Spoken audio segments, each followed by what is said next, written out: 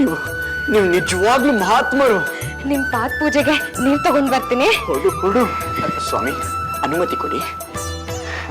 ನಿಮ್ಮೆ ಶ್ರೀಹರಿ, ಬನ್ನಿ ಆಶೀರ್ವಾದ ತಗೊಂಡು ಬನ್ನಿ.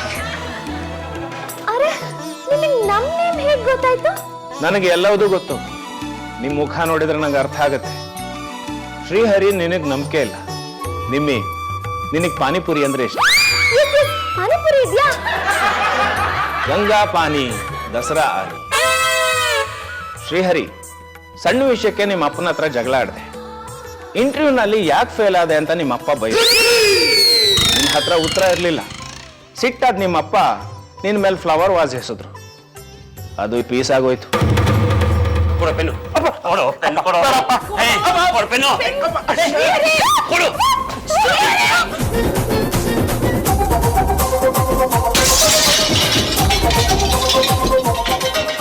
ಹೌದು, ಸತ್ಯ. ಇವ್ರಿಗೆ ಹೆಂಗೋಗುತ್ತೋ ಇದೆಲ್ಲ? ಕಡೆಗೆ ಪಾಂಡುರಂಗ ನಿಮ್ಮಿಗೆ 500 ರೂಪಾಯಿ ಕೊಟ್ಟು ಶ್ರೀಹರಿಗೆ ಪಾನಿಪುರಿ ತಿನ್ಸು ಅಂತ ಹೇಳಿ ನಿನ್ನ ಸಾಗ ಹಾಕ್ತ. ಬಾಯಿ ನಂದು, ಭಾಷೆ ದೇವ್ರು. ದಿಗಡ್ದಿಮ್ಮಿ ಅವ್ರು ಯಾರನ್ನ ತಕೊಂಡ್ಬಂದ್ಬಿಟ್ಟಿದ್ದಾರೆ. ಮಾಯಿ, ನಿಧಾನಾಗ್ ಮಾತಾಡಿ. ಅವರು ದೈವಾಂಶ ಸಂಭೂತರು. ಬರೀ ಇಷ್ಟೇ ಆಗೋಯ್ತು.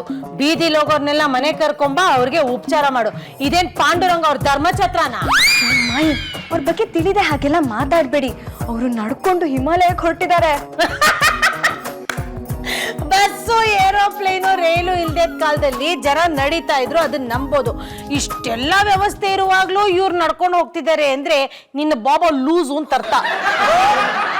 ಪಾಚೋ ಶ್ರೀಮತಿ, ಮೊನ್ನೆ ನೀನ್ ತಗೊಂಡಿರೋ 2 ಡಿಸೈನ್ ಸೀರೆ ತುಂಬಾ ಚೆನ್ನಾಗಿದೆ ಅಲ್ಲ? ಬಾಬಾ ಬಗ್ಗೆ ಮಾತಾಡಿದ್ರೆ ಸುಟ್ಟು ಕರ್ಕಲಾಗಿ ಹೋಗುತ್ತೆ. ನಾನ್ ಡಿಸೈನರ್ ಸೀರೆ ತಗೊಂಡ್ರೆ ನಿಮ್ಗೆ ಗೊತ್ತಾಯ್ತು? ಒಂದು ಹಸಿರು ಬಣ್ಣ, ಮತ್ತೊಂದು ಕೆಂಪು ಬಣ್ಣ. ಒಂದು 8,000, ಮತ್ತೊಂದು 10,000. ನಿನ್ ಗಂಡನ್ನ ಕಾಡಿ ಬೇಡಿ ಆ ಸೀರೆ ತಗೊಂಡೆ. ಇನ್ನೂ ಕಾಲ ಮುರಿದಿಲ್ಲ. ನೀನ್ ಅದನ್ನಿನ್ನೂ ಹುಟ್ಟಿಲ್ಲ. ಯಾಕೆ ಅಂದ್ರೆ ಅದಕ್ಕೆ ಸರಿ ಹೊಂದೋ ಬ್ಲೌಸು ಇನ್ನೂ ನಿನಗೆ ಸಿಕ್ಕಿಲ್ಲ. ಜೇಬಲಿದ್ದ 20,000 ರೂಪಾಯಲ್ಲಿ 20 18,000. 2 ಡಿಸೈನರ್ ಸೀರೆ ತಗೊಂಡೆ. ಒಂದು ಹಸಿರು ಬಣ್ಣದ್ದು, ಇನ್ನೊಂದು ಕೆಂಪು ಬಣ್ಣದ್ದು. ಒಂದ್ 8,000, ಇನ್ನೊಂದು 10,000. 20,000 ರೂಪಾಯಿಗೆ 2 ಸೀರೆನಾ? ಅಯ್ಯೋಯ್ಯೋ, 20 18. ನಿಮ್ಗೆ 20,000 ರೂಪಾಯಿ ಅನ್ಸಿದ್ರೆ ಇನ್ 2,000 ರೂಪಾಯಿ ಕೊಟ್ಬಿಡಿ. ಬ್ಲೌಸ್ ಹೊಲ್ಸಿಲ್ಲ, ಅದಕ್ಕೆ ಕೊಡ್ತೀನಿ. ಏನೇ ಇವ್ರು ಈ ರೇಂಜಿಗೆ ಹೇಳ್ತಾ ಇದಾರೆ? ಸುಳ್ಳು ಅಂತ ಹೇಳಿ ನೋಡೋಣ. ಸುಳ್ಳು ಅಂತ ಹೇಳಿ ಯಾವ ಕರ್ಮಕ್ಕೆ ಸಿಗಾಕೊಳ್ಳಿ ನಾನು? ಇದು ನಿಜವಾಗ್ಲೂ ಸತ್ಯನೇ. ಅದಕ್ಕೆ ಪಾದ ಪೂಜೆ ಮಾಡಕ್ಕೆ ಬಂದಿದ್ದೀನಿ. ನಾ ಮಾಡ್ತೀನಿ. ಇಲ್ಲ ಇಲ್ಲ ಇಲ್ಲ, ನಾನ್ ಮಾಡ್ತೀನಿ. ಅವ್ರನ್ನ ಕರ್ಕೊಂಡ್ ಬಂದಿದ್ ನಾನು. ಅವ್ರ ಪಾದಗಳು ನಂದು. ನೋಡು, ನಾನು ಈ ಮನೆ ಒಡ್ತಿ. ದೊಡ್ಡವ್ರು ಯಾರೇ ಬಂದ್ರು ನಾನೇ ಪಾದ ಪೂಜೆ ಮಾಡ್ಬೇಕು. ನಾನು ಈ ಮನೆ ಸೊಸೆ, ನಾನ್ ಪಾದ ಪೂಜೆ ಮಾಡ್ಬೇಕು. ಯಾವ ಸೊಸೆನೇ ಇವಳು? ಜಗಳ ಬೇಡ, ಇಬ್ರು ಸೇರಿ ಮಾಡಿ. ನೀವು ನಮ್ಮ ಮನೆಗೆ ಬಂದಿದ್ದು ನನಗೆ ನಂಬಕ್ಕೆ ಆಗ್ತಾ ಇಲ್ಲ. ಹಿಮಾಲಯದ ಎತ್ತರ ಅಳೆದವ್ರಿಲ್ಲ, ನಿಮ್ಮನೆ ಪಾಚೋ ಶ್ರೀಮತಿಯ ವಿಶಾಲ ಹೃದಯ ತಿಳಿದವರಿಲ್ಲ. ಅಯ್ಯಪ್ಪ ಸ್ವಾಮಿಗೆ 18 ಮೆಟ್ಲು, ನಿಮ್ಮನೆಗೆ 14 ಮೆಟ್ಲು. ಎಣಿಸ್ಕೊಂಬರೆ. ಅಲ್ಲ, ನಮ್ಮನೆ ಮೆಟ್ಲು ನಾವೇ ಎಣಿಸಿಲ್ಲ. ಈ ವಯ ಯಾವಾಗ ಬಂದು ಎಣಿಸ್ದಮ್ಮ?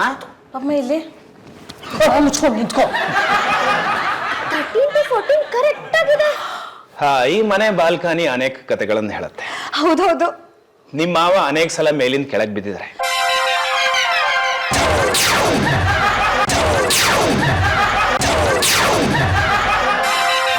ಖಂಡಿತವಾಗ್ಲೂ ಹೌದು. ನಿಮ್ಮ ಅತ್ತೆ ಶ್ರೀಮತಿ ಅವ್ರನ್ನ ಪ್ರೀತಿಯಿಂದ ಎಸೆಯೋದ್ರಿಂದ ಅದು ಅವರಿಗೆ ಆಟ ಆಗಿದೆ, ಕಾಟ ಅಂತ ಅನ್ಸ್ಲಿಲ್ಲ. ಮಹಾತಾಯಿ,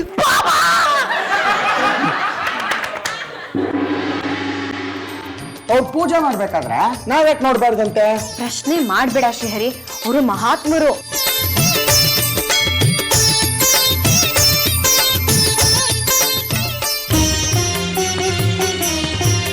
ಪೂಜೆ ಮಾಡಬೇಕಾದ್ರೆ ನನ್ನ ದಿವ್ಯ ದೃಷ್ಟಿ ಜಾಗೃತವಾಗತ್ತೆ. ಅದಕ್ಕೆ ಯಾರು ಬರಬಾರ್ದು ಅಂತ ಹೇಳಿದೆ.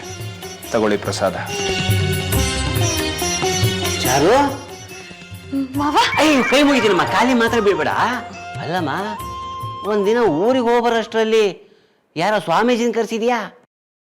ಅವರು ಸ್ವಾಮಿ ಅಲ್ಲಪ್ಪ, ಬಾಬಾ. ಪಾಂಡುರಂಗ, ಆಫೀಸಲ್ಲೇ ನಿನ್ ಬಾಸ್ ಬಾಲರಾಜ್ ಬೈದಿದ್ರಿಂದ ನಿನ್ ಮನ್ಸಿಗೆ ತುಂಬಾ ನೋವಾಗಿದೆ. ಓ, ಅಕ್ಷರ ಬಗ್ಗೆ ಅರ್ಜೆಂಟಿನ ಫೈಲ್ ಆದಷ್ಟು ಬೇಗ ರೆಡಿ ಮಾಡ್ರಿ ಅಂತ ಹೇಳಿದ್ರೆ ಆಫೀಸ್ ಅಲ್ಲಿ ನಿದ್ದೆ ಮಾಡ್ತೀರಲ್ರಿ.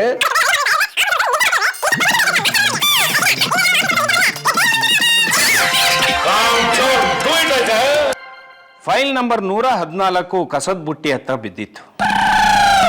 ಪಾಂಡ್ರಂಗ, ಇದು ನಿನಗೆ ಶೋಭೆ ತರತ್ತ? ಸಿಂಗಯ್ಯ ತೋರಿಸಿದ್ರಿಂದ ನೀನು ಬದುಕಂಡೆ. ಬಾಬಾ, ಇದನ್ನ ನಿಮ್ಗೆ ಯಾಕೆ ಗೊತ್ತಾಯ್ತು? ದಿವ್ಯ ದೃಷ್ಟಿ. ಪ್ರಪಂಚದಲ್ಲಿ ಏನೇನ್ ನಡೆಯುತ್ತೆ ಅಂತ ನಾನು ಹೇಳ. ಅಮೆರಿಕದ ಅಧ್ಯಕ್ಷ ಡೊನಾಲ್ಡ್ ಟ್ರಂಪ್ ಈಗ ಏನ್ ಮಾಡ್ತಿದ್ದಾರೆ ಅಂತ ಹೇಳ. ಅವರು ಮನೆಯಲ್ಲಿ ಬ್ರೆಡ್ ತಿಂತಾ ಇದ್ದಾರೆ, ಹತ್ರದಲ್ಲೇ ಚೀಸ್ ಇದೆ. ಈಗ ಅವರಿಗೆ ಒಂದು ಕರೆ ಬಂದಿದೆ. ಹೇಗೆ ಬಾಬಾ? ಹೇಗೆ ಬಾಬಾ ಗೊತ್ತಾಗತ್ತಿದೆಲ್ಲ ನಿಮ್ಗೆ? ಪಾಂಡುರಂಗಂಗೆ ರಸ್ತೆಯಲ್ಲಿ ಪೆನ್ ಸಿಕ್ಕಿದ ಮೇಲೆ ಮನೆಯವ್ರನ್ನ ಕಡೆ ಕಾಣಿಸ್ತಿದ್ದಾನೆ. ಇದು ತಪ್ಪು. ದಾರಿ ಬಾಬಾ, ಇಲ್ಲೇನೋ ನಡೀತಿದೆ. ನಿಮ್ಮಿ ಏನೋ ಮಿಸ್ ಹೊಡಿತಿದೆ. ಅದೆಂಗೋ ಟೈಲ್ ಮಾಡ್ತೀಯ? ಇವ್ರೇನಂದ್ರು? ಡೊನಾಲ್ಡ್ ಟ್ರಂಪ್ ನಿನ್ನೆ ಮನೇಲೆ ಕುತ್ಕೊಂಡು ಬ್ರೆಡ್ ತಿಂದ್ರು ಅಂದ್ರು. ಆದ್ರೆ ನಿನ್ನೆ ಡೊನಾಲ್ಡ್ ಟ್ರಂಪ್ ಇಂಗ್ಲೆಂಡ್ ವಿಸಿಟ್ ಮಾಡಿದ್ರು. ನಿನಗೆ ಹೆಂಗೋ ಗೊತ್ತಾಯ್ತು? ಆ ನ್ಯೂಸ್ ಟಿವಿಲೂ ಬಂತು, ಪೇಪರಲ್ಲೂ ಬಂತು. ಹಾಗಾದ್ರೆ ಆ ಬಾಬಾ ಡೂಪ್ಲಿಕೇಟಾ? ನನ್ಗೇನೋ ಡೌಟೇ ಇಲ್ಲ. ಪಕ್ಕ ರೈಲು ಅನ್ಸುತ್ತೆ. ಅವ್ರ ಲಗೇಜ್ ಚೆಕ್ ಮಾಡೋಣ.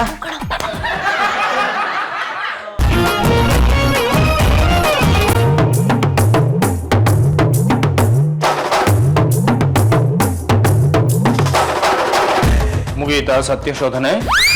ಅನುಮಾನ ದೊಡ್ಡ ರೋಗ. ಮನುಷ್ಯ ತನ್ನನ್ನು ತಾನೇ ನಂಬಲ್ಲ. ರಾತ್ರಿ ಮಲಗ್ತೀವಿ, ಬೆಳಗಾಗುತ್ತೋ ಇಲ್ವೋ ಅನ್ನೋ ಅನುಮಾನ. ಸ್ನಾನದ ಕೋಣೆಗೆ ಹೋಗಿ ಬಟ್ಟೆ ಬಿಚ್ತೀವಿ, ಬಟ್ಟೆನ ಮತ್ತೆ ನಾವೇ ಹಾಕ್ಕೋತೀವೋ ಅಥವಾ ಬೇರೆಯವ್ರು ಬಂದು ಹಾಕ್ತಾರೋ ಅನ್ನೋ ಅನುಮಾನ. ತುತ್ತನ್ನ ಬಾಯಿಗೆ ಹಾಕ್ಕೋತೀವಿ, ಅದು ಗಂಟ್ಲಲ್ಲಿ ಇಳಿಯುತ್ತೋ ಶ್ವಾಸಕೋಶಕ್ಕೆ ಹೋಗುತ್ತೋ ಅನ್ನೋ ಅನುಮಾನ. ಬಾಬಾ, ನಮ್ಮ ಮನೆಯವರಿಂದ ಏನಾದರೂ ತೊಂದರೆ ಆಗಿದ್ರೆ ದಯವಿಟ್ಟು ಕ್ಷಮಿಸ್ಬೇಕು. ಈ ಶ್ರೀಹರಿಗೆ ಯಾರ ಮೇಲೂ ನಂಬಿಕೆ ಇಲ್ಲ. ನಂಬಿಕೆ ಇಲ್ದವನು ಈ ಜಗತ್ನಲ್ಲಿ ಬದುಕಲ್ಲ. ಸಂಶಯಾತ್ಮ ವಿನಶ್ಯತಿಯಂತೆ ಆ ಶ್ರೀಹರಿ ಹೇಳಿದ್ದು ಈ ಶ್ರೀಹರಿ ಬಗ್ಗೆ. ಆಯ್ತು ಸ್ವಾಮಿ, ನಿಮ್ಗೆ ಅಷ್ಟೆಲ್ಲ ಶಕ್ತಿ ಇದ್ರೆ ಇವಾಗ ನಮ್ಮ ಅಪ್ಪ ಎಲ್ಲಿದ್ದಾರೆ, ಏನ್ ಮಾಡ್ತಿದ್ದಾರೆ ಹೇಳಿ ನೋಡೋಣ. ನನಗೆ ಟೆಸ್ಟಾ? ಈ ಟೆಸ್ಟ್ ಅಲ್ಲಿ ನೀವು ಪಾಸ್ ಆದ್ರೆ ನಾನು ನಿಮ್ಮನ್ನ ನಂಬ್ತೀನಿ. ಸಿಂಪಲ್. ಆಗ್ಲಿ. ನಾನು ಧ್ಯಾನ ಮಾಡಿ ನನ್ನ ಸಹಸ್ರ ಚಕ್ರಗಳಿಗೆ ಸಂಚಲನ ನೀಡಿ ದಿವ್ಯ ದೃಷ್ಟಿಯಿಂದ ನೋಡಿ ಹೇಳ್ತೀನಿ. ಎಲ್ಲ ಇಲ್ಲೇ ಇರಿ, ಅಡಚಣೆ ಉಂಟಾಗಬಾರದು. ಸರ್, ನಾನ್ ಸ್ವೀಟ್ನ ನನ್ ಕೈಯಲ್ಲಿ ಮುಟ್ಟಲ್ಲ ಅಂತ ಪ್ರಮಾಣ ಮಾಡ್ಬಿಟ್ಟಿದೀನಿ. ನೀವು ತಿನ್ನಿಸ್ತಾ ಇದೀರಲ್ಲ, ಅದಕ್ಕೆ ತಿಂತಾ ಇದೀನಿ. ಚಿಕ್ಕಿಸು ಚಿಕ್ಕಿಸು.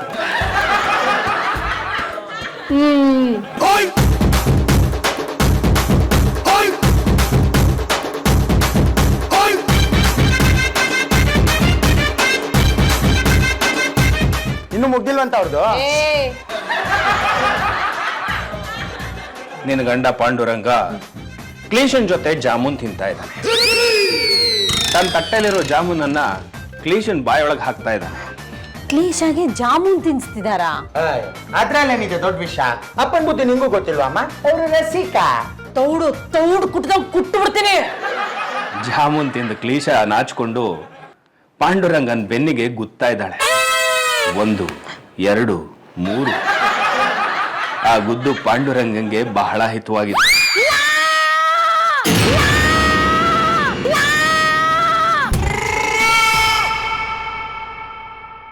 ಕ್ಷಮಿಸಿ ಬಾಬಾ, ಆದ್ರೆ ನಮ್ಮ ಯಜಮಾನ್ರು ಆತರ ಅಲ್ಲ.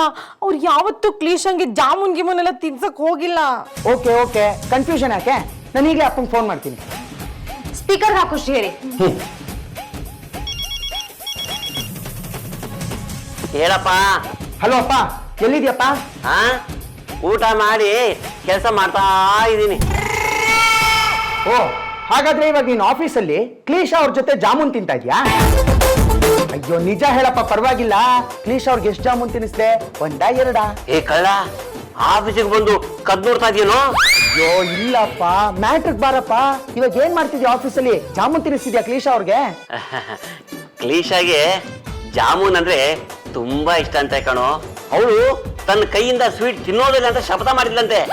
ಅದಕ್ಕೆ ನಾನೇ ನನ್ನ ಕೈಯಾರ ಜಾಮೂನ್ ತಿನ್ಸಿದೆ. 2 ಜಾಮೂನ್ ತಿನ್ಲು ಕಣೋ.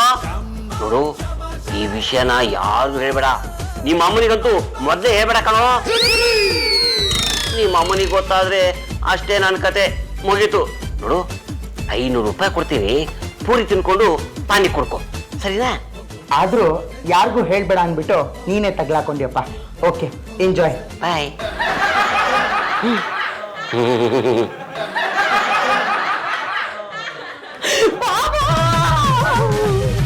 ಇವಾಗ ನಾನು ಕಾಲಕ್ಕೆ ಬೀಳ್ಬೇಕಾಯ್ತು.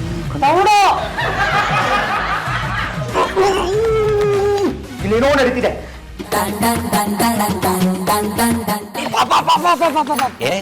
ಏನಾಯ್ತು? ನೋಡಪ್ಪ, ಎದೆ ಗಟ್ಟಿ ಮಾಡ್ಕೊ. ತಪ್ಪು ಮಾಡಿದ್ಯಾ, ಸಿಕ್ಕಾಕೊಂಡಿದ್ಯಾ, ಹುಷಾರಾಗಿ ಹ್ಯಾಂಡಲ್ ಮಾಡು. ದೇವ್ರನ್ನ ನೆನೆಸು. ನಾನೇನು ಮಾಡಿದ್ದೀನಿ? ಒಪ್ಪ, ಎಲ್ರು ಸೇರೋ ಒಂದು ಹಾಡು ಹೇಳೋಣ. ಕತ್ತಲ್ಲಿ ಕರಡಿಗೆ ಜಾಮೂನು ತಿನಿಸೋಕೆ ಯಾವತ್ತು ಹೋಗ್ಬಾರ್ದು ರೀ.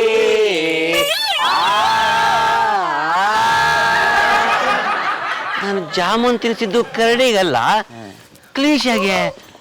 ಇವು ತಾವು ಜಾಮೂನು ಹಾಡ್ ಹಗಲಲ್ಲಿ ತಿನ್ಸಿದ್ರಿ. ಅಯ್ಯೋ, ಹಾಡಾಗ್ಲಲ್ಲ ಕಣೆ, ಕತ್ಲಲ್ಲೂ ತಿನ್ಸಿಲ್ವಲ್ಲ. ಆಫೀಸ್ ಅವರ್ಸ್ ಅಲ್ಲಿ ಕ್ಯಾಂಟೀನ್ ಅಲ್ಲಿ ಗ್ಲೀಶ್ ಆಗಿ ಜಾಮೂನ್ ತಿನ್ನಿಸ್ತೀರಾ. ನನ್ಗೆ ಯಾವ ತರ ನೀವು ಜಾಮೂನ್ ತಿನ್ಸಿದಿರೇನ್ರಿ? ಬರೀ ಚಳ್ಳೆ ಹಣ್ಣು ತಿನ್ಸ್ತೀರಾ. ಅಮ್ಮ ತಾಯಿ, ಬಿಟ್ಟಾನ್ರಿ ಬೌಂಡು. ನೀನೇನ್ ಕರಡಿನ ಮಾತಾರ ಜಾಮೂನ್ ತಿನ್ಸಕ್ಕೆ? ಲೇ, ಅವ್ನು ಹೇಳೋದು ಕರೆಕ್ಟ್ ಆಗಿದೆ ಕಣೆ. ನೀನು ಕರಡಿನಾ? ಗೇಂಡಾಮೃಗ ಗೇಂಡಾಮೃಗ ಗೇಂಡಾಮೃಗವೆಲ್ಲಿ. ನೀವೇ ಹೇಳ್ಕೊಟ್ಟಿರೋದಿದ್ನ ನಿಮ್ಮೆ. ಮಮ್ಮಿ, ಕರಡಿ ತರ ಪಟ್ ಹಿಡ್ತಿದ್ದಾರೆ. ಕರಡಿ ಅಲ್ಲ ಅಂತೀರಾ, ನಿಮ್ಮೆ ಹೇಳಿದ್ಲಲ್ಲ. ಆ ಮೃಗನೂ ಅಲ್ಲ ಅಂತೀರಾ. ಹಾಗಾದ್ರೆ ಏನು ಮಾಯ ಆಟ ಕುಂಟು ಲೆಕ್ಕಕ್ಕಿಲ್ವಾ?